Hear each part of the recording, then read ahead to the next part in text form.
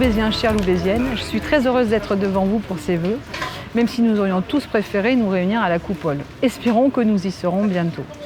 L'équipe municipale et moi-même vous présentons nos meilleurs vœux pour 2021 et nous vous souhaitons tout ce que vous pouvez souhaiter, santé, réussite et surtout bonheur petits et grands. Nous sommes résolument engagés à vos côtés et en particulier avec les nouvelles annonces gouvernementales de couvre-feu de 18h. Ce moment de rencontre est l'occasion de parler de nos actions depuis 6 mois. À notre arrivée, nous avons continué l'état des lieux de notre commune, désormais de l'intérieur. À cette occasion, nous remercions agents et responsables de service pour l'accueil et l'accompagnement qu'ils ont fait à notre arrivée et leur engagement à nos côtés. 3 points ressortent de cet état des lieux. Tout d'abord, côté personnel, nous avons découvert une équipe d'agents engagés et motivés et nous allons laisser plus de part à leur participation et à leur créativité. Second point de cet état des lieux, les bâtiments communaux, ils sont vieillissants et ça sans surprise, vont nécessiter une rénovation complète qui devra être faite sur le temps de cette mandature. Leur usage devra être optimisé. Troisième point de cet état des lieux, notre action communale est parfois liée aux décisions de la communauté de communes et aussi aux syndicats. C'est pourquoi nous y sommes engagés pour influencer le territoire dans le même sens que notre commune. Suite à cet état des lieux, des actions majeures et indispensables ont été accélérées dès notre élection. La révision des documents d'urbanisme, engagée depuis déjà 3 ans, les travaux d'accessibilité aux personnes en situation de handicap afin de rattraper le retard pris sur les engagements vis-à-vis de l'État.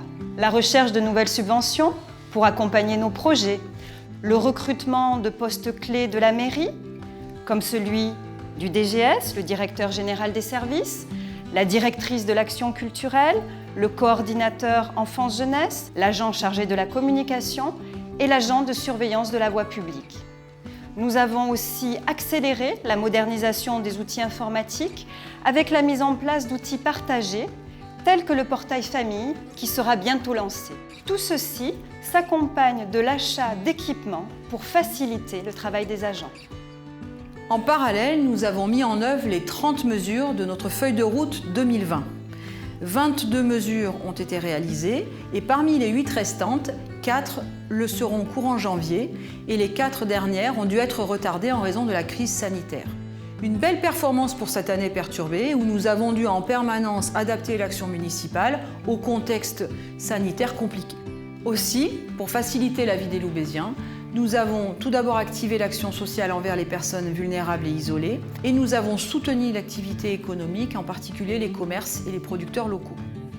Nous allons maintenant évoquer les quelques mesures les actions que nous avons engagées depuis le début de notre mandature.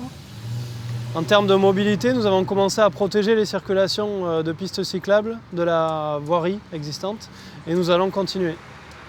En termes de prévention sécurité, nous avons étoffé notre équipe de 2 policiers municipaux en recrutant en interne un agent de surveillance de la voie publique. Pour apaiser la circulation des voitures, nous avons installé cette semaine un radar pédagogique avenue Pasteur. Concernant la propreté, une vigilance particulière a permis une meilleure régularité des prestations de nettoyage.